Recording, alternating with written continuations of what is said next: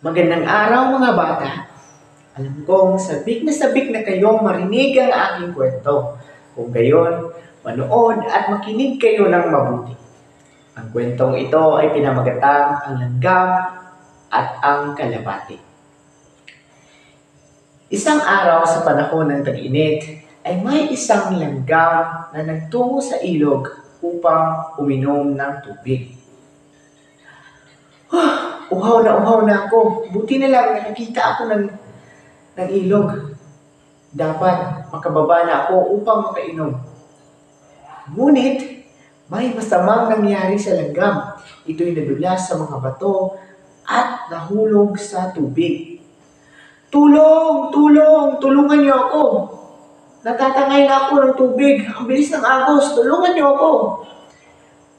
At nakita ito ng kakadapo pa lang na kalapati. Inisip ng kalapati kung ano ang kanyang dapat na gawin.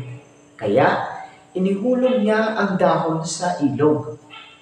Kaibigang langgam, umakyat ka sa mga dahon. At ligtas na nakaakyat ang langgam sa dahon.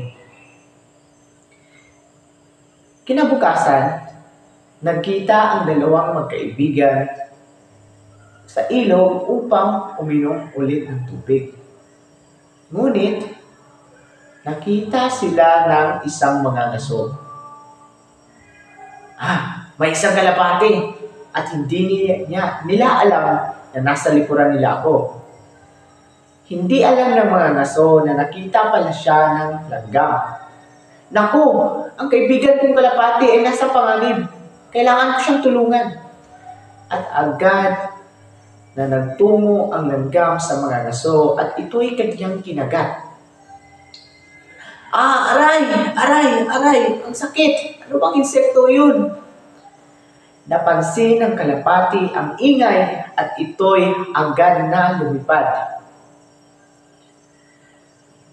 At doon nagtatapos ang kwento. Ang aral ng kwento ay kung ano ang iyong itinanim ay siya mo rin aanihin.